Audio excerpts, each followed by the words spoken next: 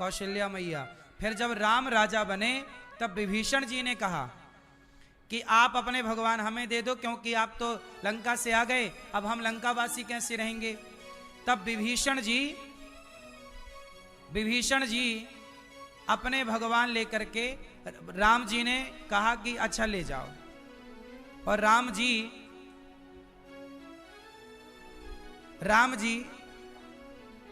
अपने भगवान लेकर के दे दिए विभीषण जी को कि अच्छा आपका मन है तो आप ले जाओ, चलो।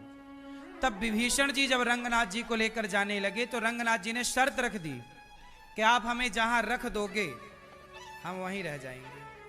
तो ये जा रहे थे विभीषण जी लेकर के भगवान को, तब इन्हें रास्ते में आ गई लघु शंका विभीषण जी को गोदावरी नदी के तट पर।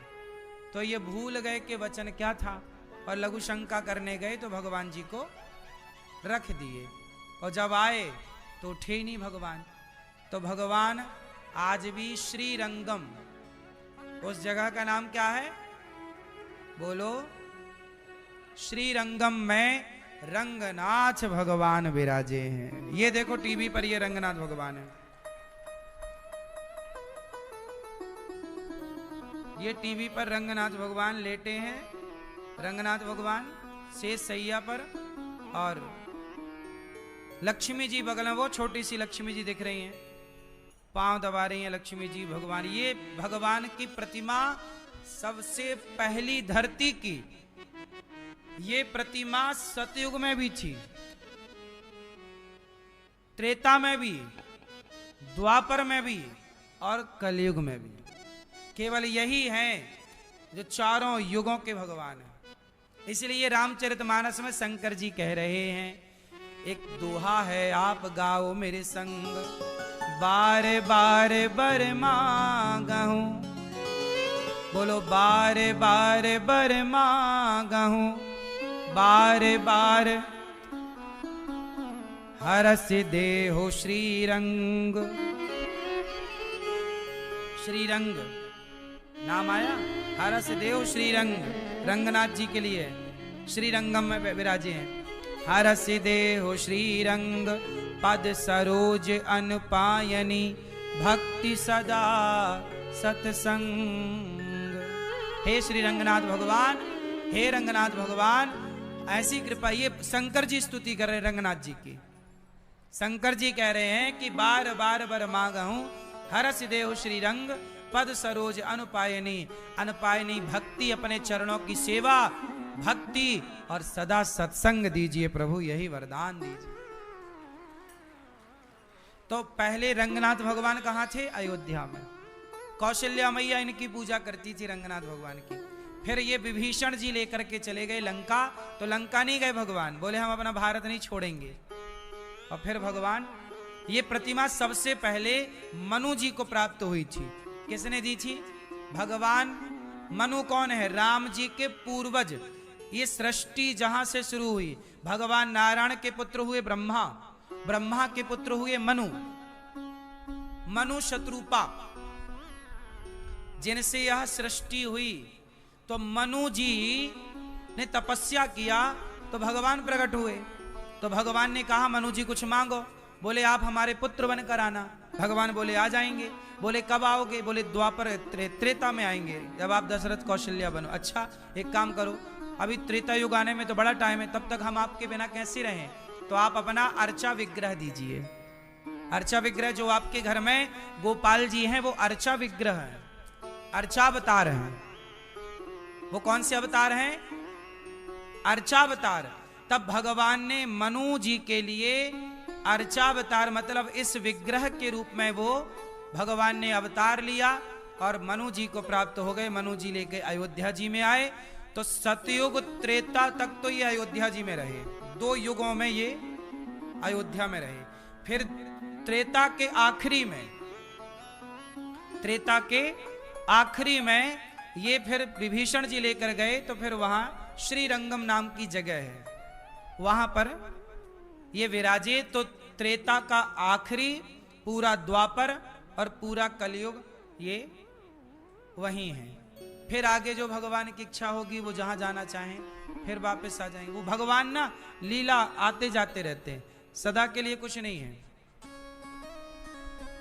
जैसे नाथ द्वारा में श्रीनाथ जी हैं, पहले गो गिरिराज जी में थे, अब वो नाथ द्वारा में वहां पे है राजस्थान में, फिर वो फिर यहां आ जाएंगे। तो वो एक काल खंड में कभी कभी भगवान की लीला होती है, तो आना जाना चलता रहता है।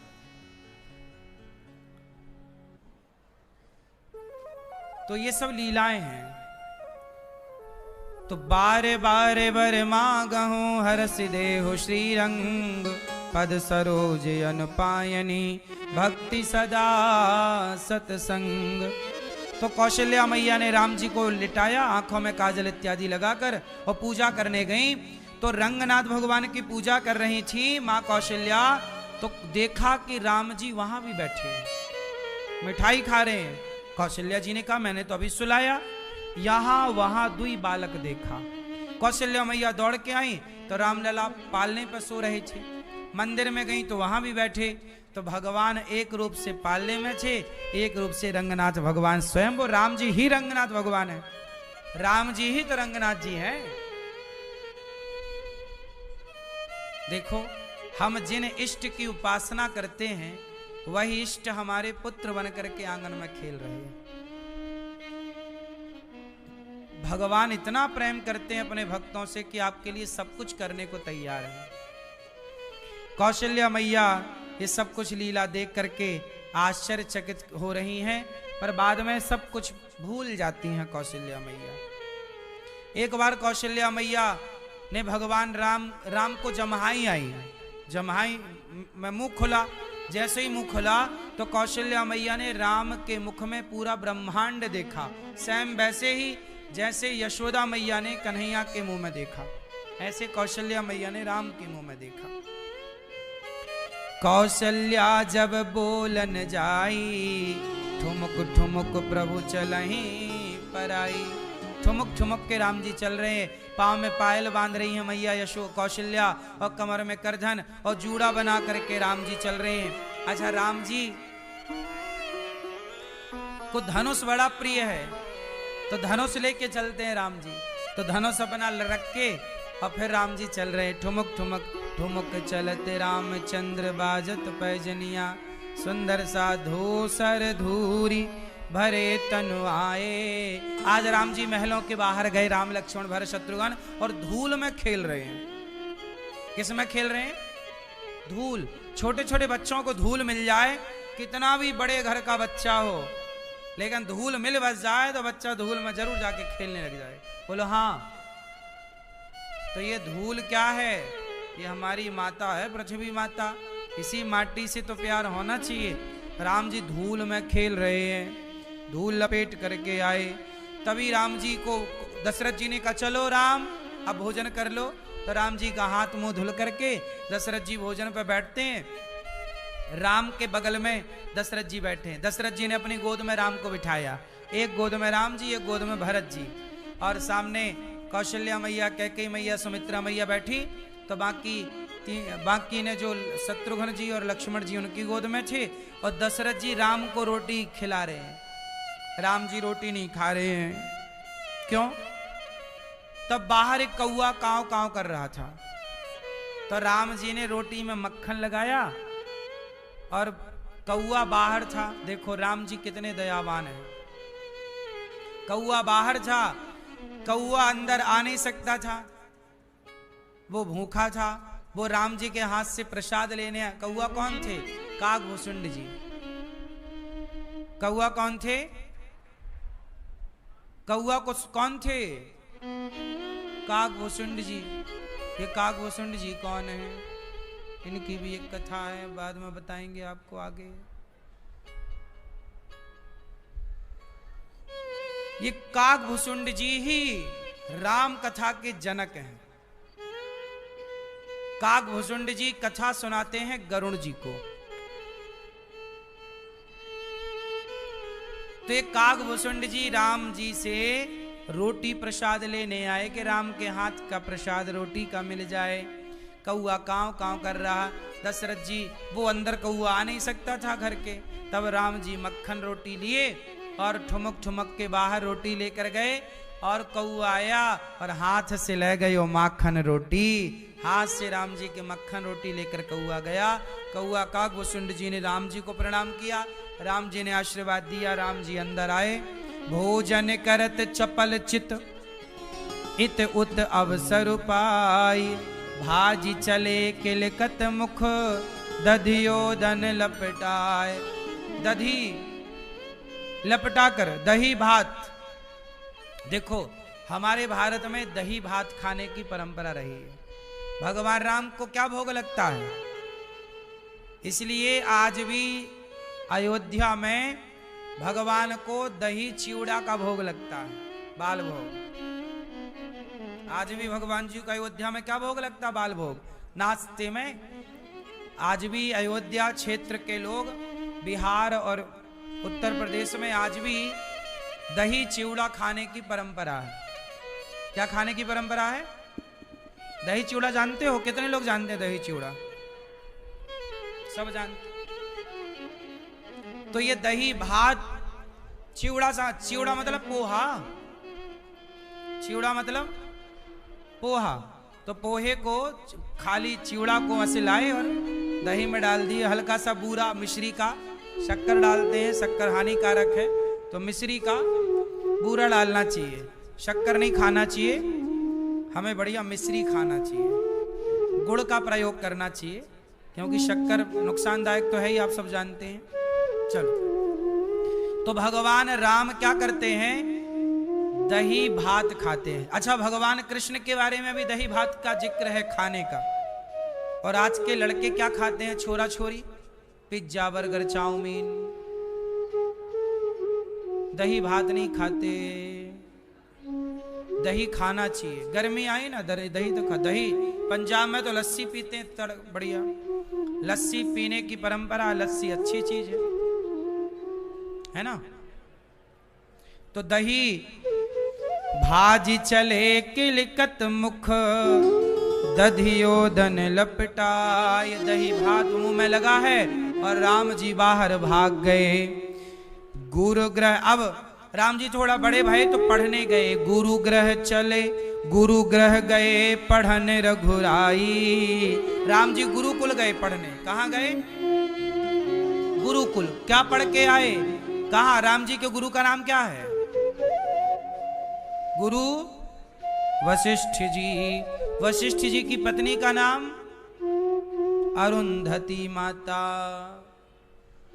राम जी गए गुरु जी के यहाँ, और गुरु जी के यहाँ राम लक्ष्मण भरत शत्रुघ्न जब गए पढ़ने तो अल्पकाल विद्या सब पाई।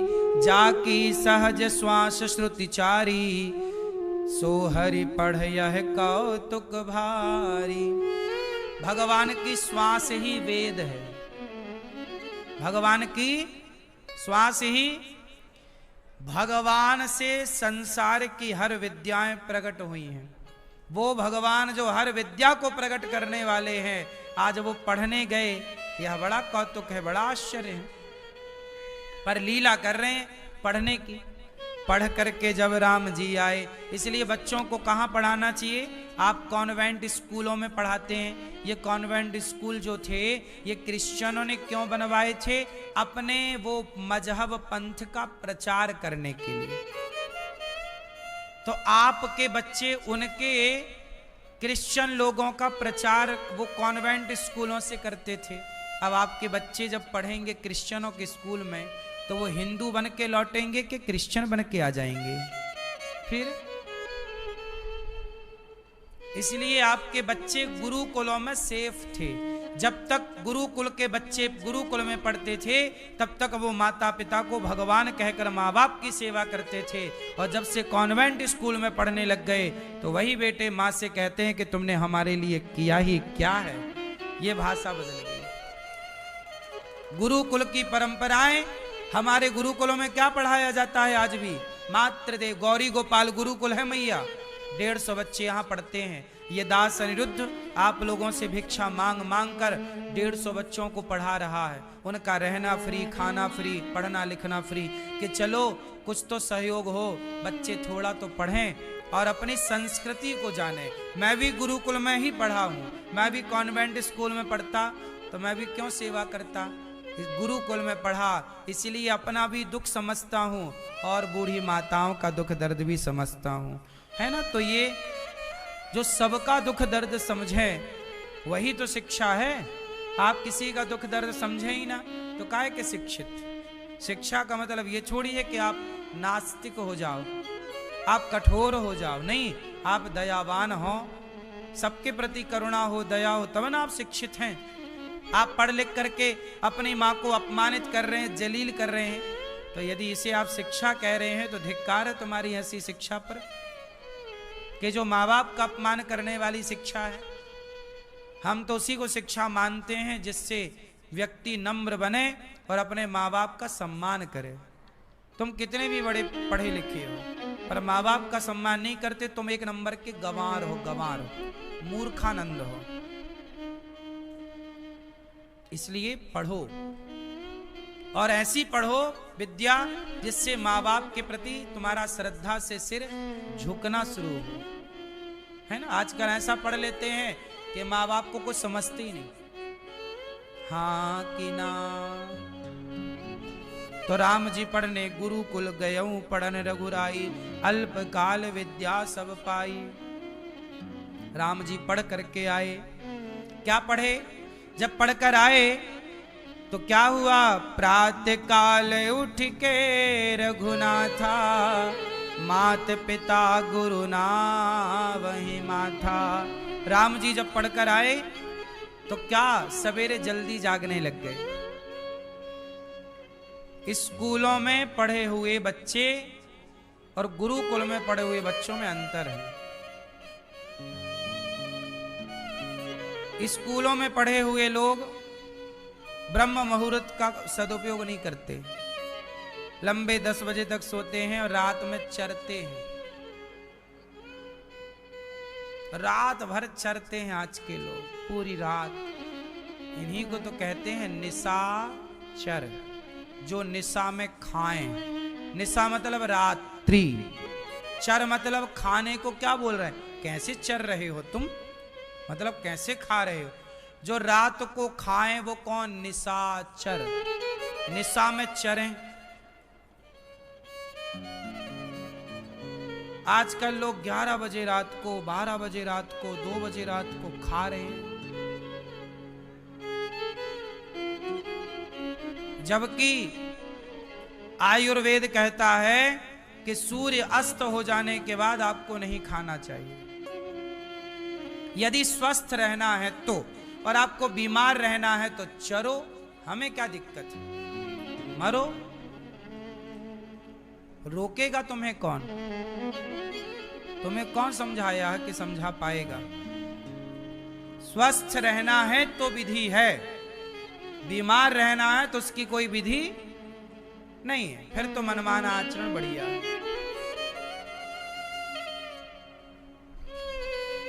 सही है। सूर्यास्त के बाद खाने की परंपरा नहीं है। बताओ क्या कोई जानवर, कोई पशु, कोई पक्षी रात को खाता है?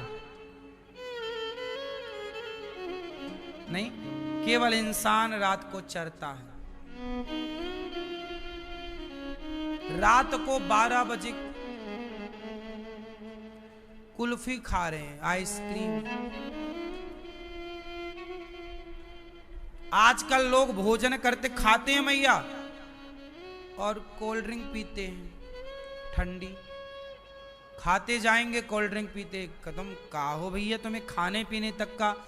हमारे ऋषियों ने आयुर्वेद बनाया है, खाने का विधान बनाया, क्या खाओ क्या ना खाओ। यही तुम उल्टा सीधा खा खा के तुम अटैक के शिकार हो रहे हो, तुम बीमार पड़ रहे हो, फिर रो रहे हो, तुम्हारा सारा पैसा डॉक्टर ले जा रहा है। पहले डॉक्टर ही नहीं थे, क्यों? क्योंकि पहले खान पान ही औषधि था। भोजन की तरह नहीं, दवाई की तरह खाना चाहिए। भोजन दवाई है, औषधि। भोजन कैसा खाना चाहिए? बोलो, औषधि की तरह।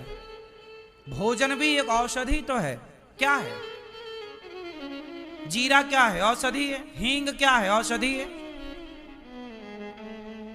जितना भी आप मसाला प्रयोग करती हो मैया रसोई में, क्या है वो? लौंग क्या है? इलायची क्या है? दालचीनी क्या है? सब औषधियों का ना हम लोग पाउडर बनाते और मसाला उसी को ना कहते हैं।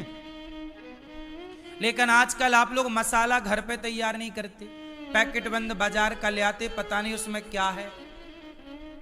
सब चीज आप लोग बाजार पर निर्भर हो गए हैं, खुद का कुछ नहीं बचा आजकल स्त्रियों के पास। सबको लगता कि ये कौन प्रपंच करे, बाजार से ले आओ। बाजार में हर चीज मिलावट की है।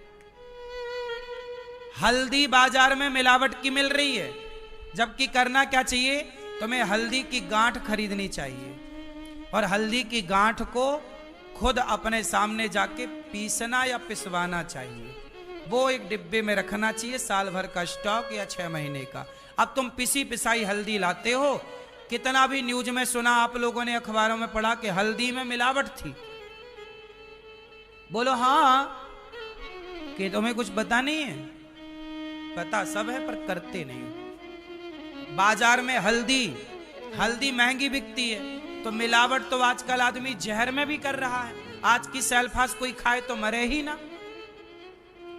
क्योंकि मिलावट है। खा के ट्राई मत कर लेना, बता रहे हैं। आज की सेल्फास में भी एक मैया आई, बोले गुरुजी हम सेल्फास खाए थे, मरे ही नहीं। हमने कहा डुप्लीकेट वाली खाई होगी मैया। मिलावट वाली खा के आ गई, कम से कम ये तो ओरिजिनल खाती जहर। तो आजकल तो जहर में भी मिलावट है। बोलो हाँ। दवाई किसान डालता है इल्ली मारने की, इल्ली मरती ही नहीं। क्यों? दवाई जो डाला उसमें मिलावट थी। आज तो ठिकाने का जहर। तभी तो तुम्हारी पड़ोसन कह रही थी जहर खाने के भी पैसे नहीं है, क्योंकि जहर अब ओरिजिनल वाला हो गया है महंगा।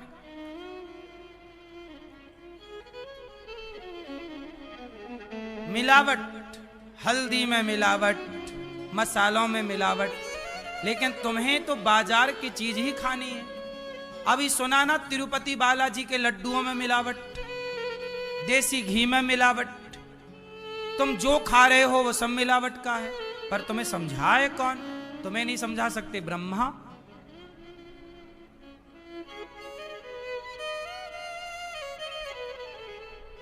इसलिए कहते हैं कि थोड़ा खाना पीना बेहतर बनाओ, मसाले घर में लाओ। मैया, पुरानी जो मैयाएं थी ना, वो दिन भर यही करती रहती थी, मसाले अपने बना के तैयार करती रहती थी, शुद्ध चीजें खवाती थी अपने संतान को। आजकल की मैया आलसी हो गई, कुछ करती नहीं, खाई टीवी देखी पड़ी है, अब फिर गुब्बारा हो जाती है फूल के। फिर बच्चे कमा कमा के उसका इलाज कराते हैं, तब वो पूरा पैसा लगवा देती है इलाज में और टै हो जाती है बाद में।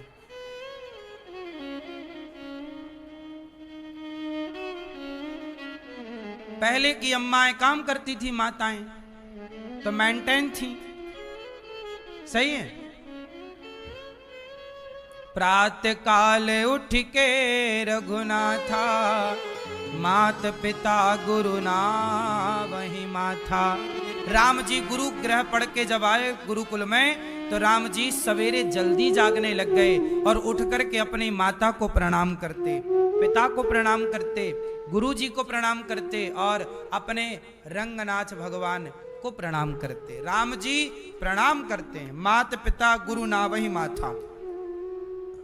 तुम लोग इतने पढ़े हो लेकिन अपने माँ बाप को प्रणाम नहीं करते।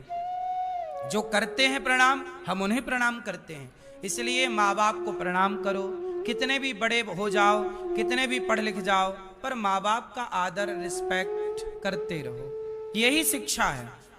तो राम जी से यह सीखना चाहिए। अब इसके बाद क्या हुआ, विश्वामित्र जी आए। विश्वामित्र महामुनि ज्ञानी, बसहि विपिन शुभ आश्रम जानी।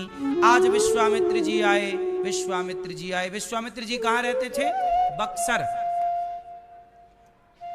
कहाँ? बक्सर, बिहार, गंगा जी के किनारे। बक्सर, बक्सर वाले मामा जी हुए ना, बक्सर। तो बक्सर से आए राम जी को लेने। दशरथ जी अपने बेटा हमें दे दो, राम लक्ष्मण दे दो हमें। काहे दे दें तुम्हें? बोले हम यज्ञ कर रहे हैं, राक्षस लोग यज्ञ नहीं करने देते। दे दो। करी दंडवत मुनहि सनमानी, निज आसन बैठा रही आनी। चरण पखार कीन्ह अति पूजा। देखो पहले राजा लोग, दशरथ जी ना संत आए तो उनके पांव धो रहे हैं, दशरथ जी पांव धो रहे हैं। चरण पखारी, चरण पखार रहे। देखो पहले पांव धोने की परंपरा थी। घर में मेहमान आते थे, फूफा आ जाए, मौसा आ जाए, तो बच्चे थाली लोटा लाते और पांव धोया करते थे। आप में से कितने लोगों ने ये परंपराएं देखी हैं? पांव धुलने की, बड़े मेहमान आए घर के, बड़े बुजुर्ग, तो पांव धोए जाते थे। आजकल की पांव कहां बच्चे धुल रहे हैं? आज के बच्चों से पांव धुलने का कहो, पांव धोए।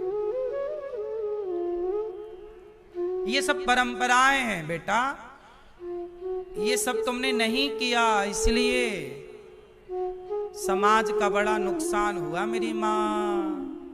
ये बच्चे पढ़ लिख तो गए, पर संस्कृति संस्कार भूल जाने से इनका पतन हो जाएगा। चरण पखार। अब दशरथ जी ने कहा कि गुरुजी आने का कारण बताओ। तो क्या कहा विश्वामित्र जी ने? मांगहूं। दशरथ जी ने कहा जो मांगना है गुरुजी मांग लो।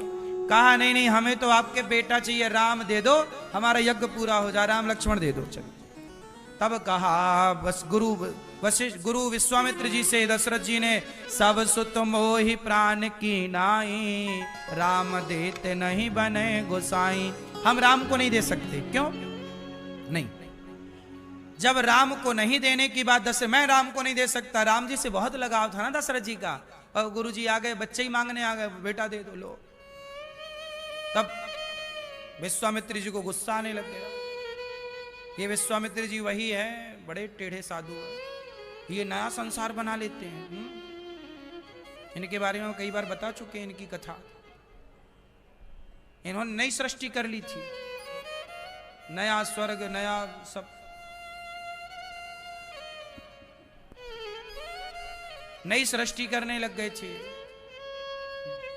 ये नारियल इत्यादि सब विश्वामित्र जी ने बनाए हैं।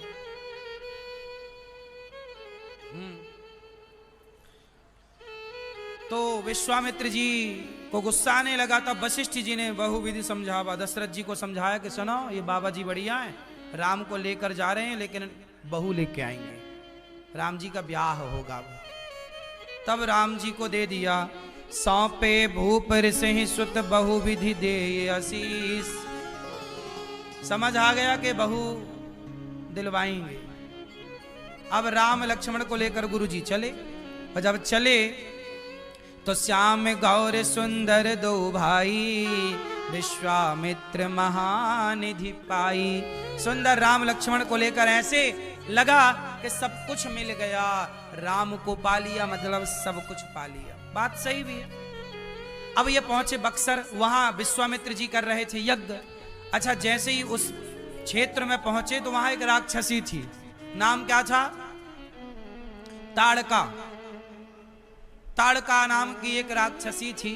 ताड़का राम जी को सावधान किया, ताड़का आ रही है। राम जी ने ताड़का की ओर देखा और ताड़का ने राम को देखा। एक ही बाण प्राण हर लीन्हा। राम जी ने एक बाण मारा ताड़का को, ताड़का टै हो गई।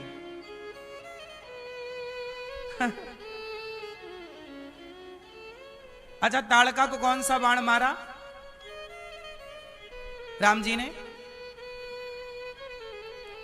कौन सा? राम जी ने ताड़का को केवल देखा और राम जी ने केवल देखकर मुस्कुरा दिया, इतने में ताड़का मर गई।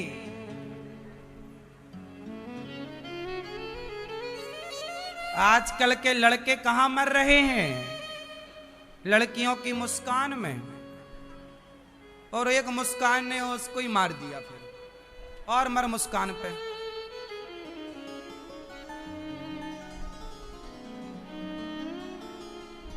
तो ताड़का, तो देखो ये भी मरना है। ताड़का राम इतने सुंदर थे, राम की स्माइल, राम की मुस्कान ऐसी कि एक ही बाण राम जी ने मुस्कुरा दिया, मर गए। ताड़का मर गई। बोलो हाँ कि ना? इसलिए मैया आप लोग अपने पति को देख के मुस्कुराती रहना, ताकि वो तुम पे ही मरते रहें और किसी पे ना मरें।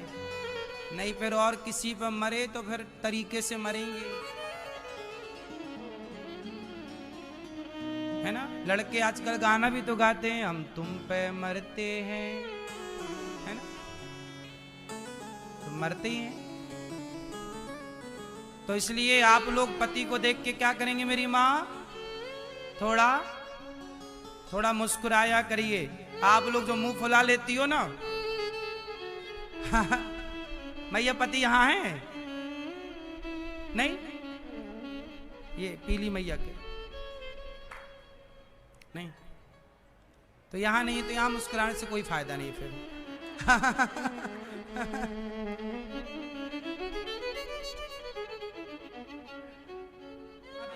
तब गुरु जी ने कहा ये आश्रम है गौतम ऋषि का,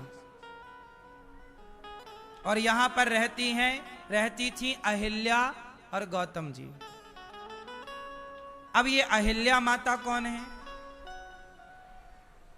कहते हैं अहिल्या माता है ब्रह्मा जी की बेटी, बहुत सुंदर हैं। ये इतनी सुंदर थी कि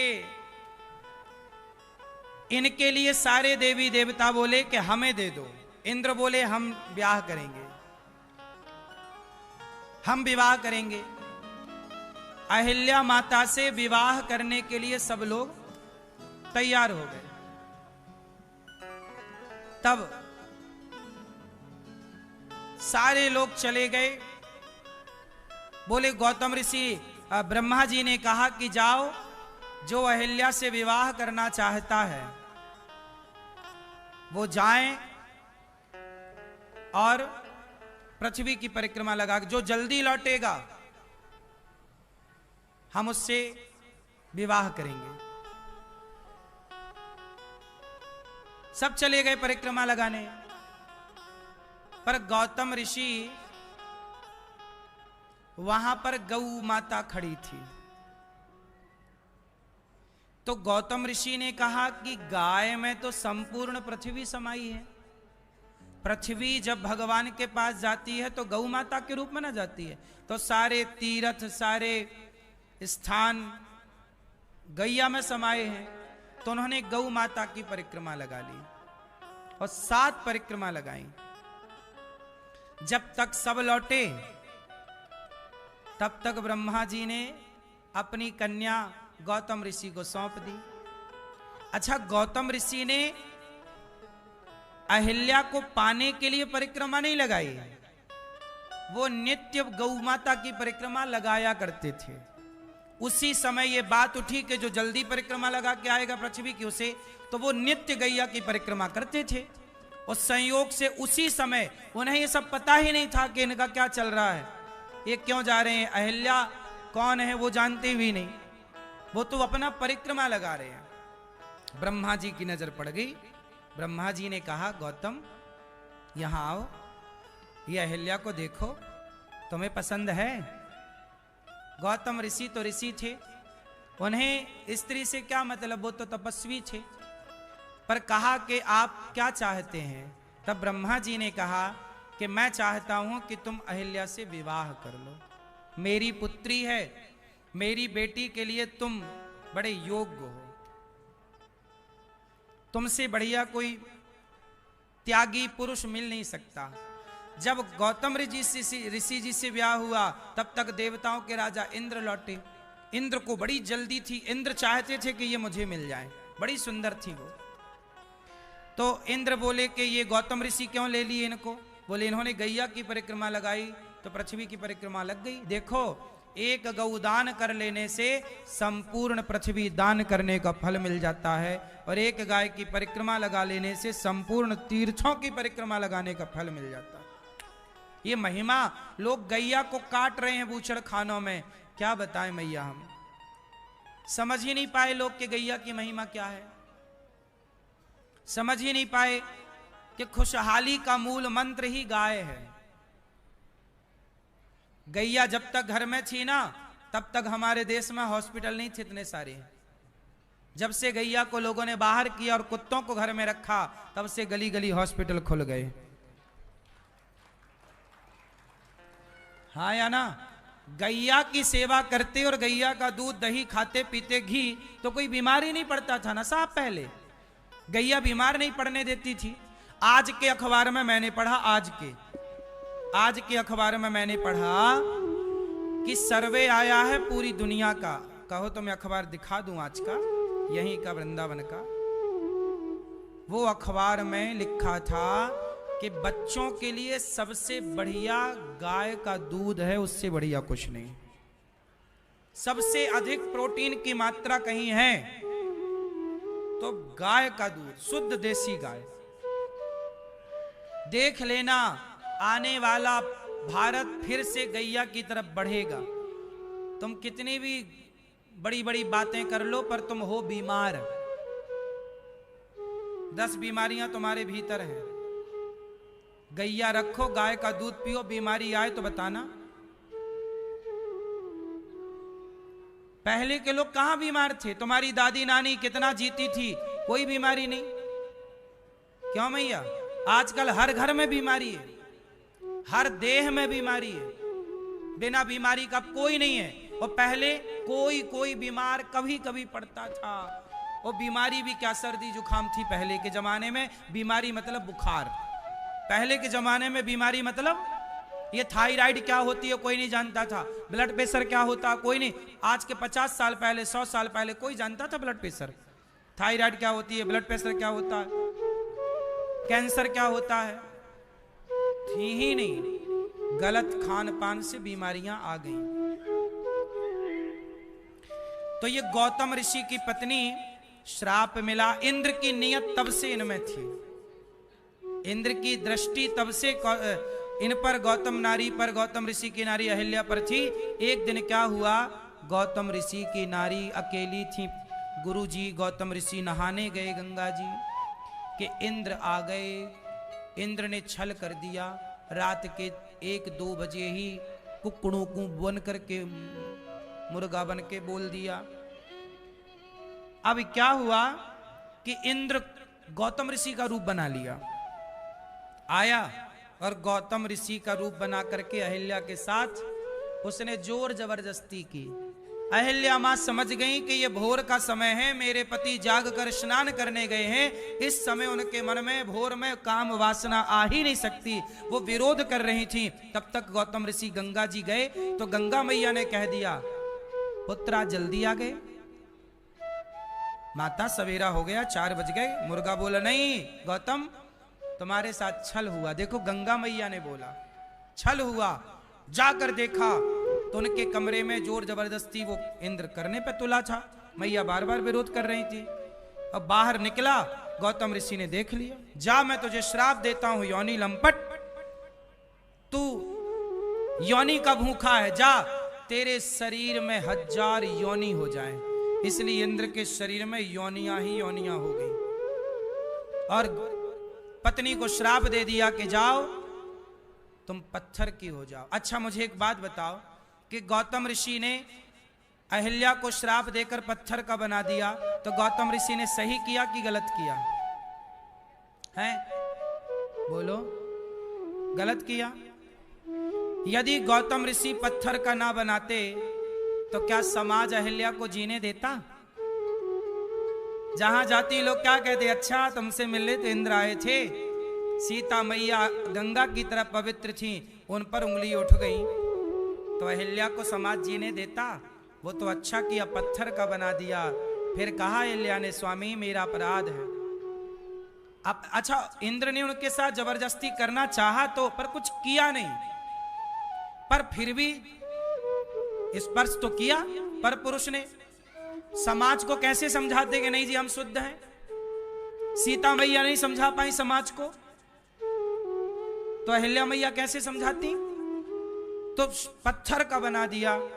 फिर गौतम ऋषि से कहा अहिल्या मैया ने, स्वामी क्या मैं पत्थर की ही रहूंगी सदा? तब अहिल्या जी से कहा गौतम ऋषि ने, देवी तुम चिंता ना करो, तुम्हारा कोई दोष नहीं है, पर तुम्हारे माथे कलंक लगेगा। लेकिन इस बिगड़े हुए चरित्र को कोई चरित्रवान ही ठीक करेगा। जब त्रेता में राम आएंगे और राम अपने चरणों की रज का स्पर्श कराएंगे,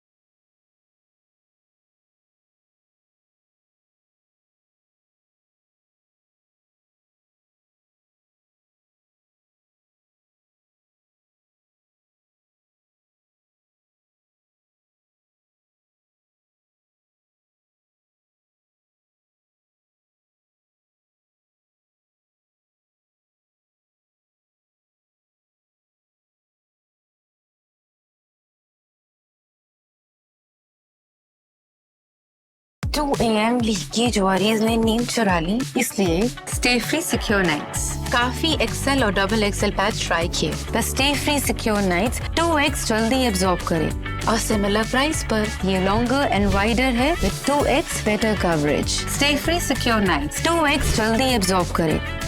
आशा, आशा टिफिन जल्दी। ड्रेन बांध बोले तो किचन बांध। बेबी खुल ही नहीं रहा। ड्रेन खोलेगा इंडिया फास्टेस्ट ड्रेन क्लीनर, नया हार्पिक ड्रेन एक्सपर्ट। इसका टर्बो एक्शन जिद्दी ब्लॉकेज हटाए और ड्रेन खोले फट से। नया Harpic drain expert, India fastest drain cleaner. आज माँ कूष्मांडा के पावन चरणों में हम अपने आप को समर्पित करते हैं। आज कूष्मांडा मतलब कूष्मांडा कहते हैं कद्दू को, कुम्हड़ा, सामान्य भाषा कुम्हड़ा, कद्दू, पेठा भी बोलते हैं। पेठा जिस कद्दू का तैयार होता है। आज के दिन माँ को बलि चढ़ती है, काहे की? कद्दू की। हमारी माँ को, उनको कद्दू पसंद है, कद्दू चढ़ना, तो लोगों ने उसकी परिभाषा ही बदल दी। आज माँ को लोग कद्दू ना चढ़ा के बकरा चढ़ाते हैं। उनको लगता है बलि का अर्थ ये है कि बकरा काटो, ये बलि नहीं है। बलि का अर्थ है माँ को चौथे दिन कूष्मांडा कहा गया, उसका अर्थ है माँ भगवती को बलि। कौन सी बलि? आप अपने आप को, अपने अहंकार की बलि, अपने क्रोध की बलि, अपने लोभ की बलि, अपने समस्त बुराइयों की बलि चढ़ाकर माँ के चरणों में समर्पित कर दो। माँ आज मैं अपने बुराइयों का बलिदान करता हूँ, आपके श्री चरणों में बलि चढ़ाता हूँ। कद्दू काट के, है ना, उसको लाल कुमकुम से रंग के और फिर उसको काट दिया जाता है, माँ भगवती के चरणों में समर्पित कर दिया जाता है, ये बलि। लेकिन लोग बकरे को मारते हैं बलियों के नाम पर, माँ दुर्गा के नाम पर काटते हैं, देवियों के नाम पर। शास्त्रों में कहीं बलि का उल्लेख नहीं है। यदि बलि का वर्णन है तो कूष्मांडा मतलब कद्दू का वर्णन है, कुम्हड़े का, पेठे का, उसका बलि चढ़ाइए, ना कि बलि, ना कि बकरे को। शास्त्रों की परिभाषाएं लोग ना समझ पाए और ना समझा पाए, इसलिए बहुत सारी पद्धति बिगड़ गई।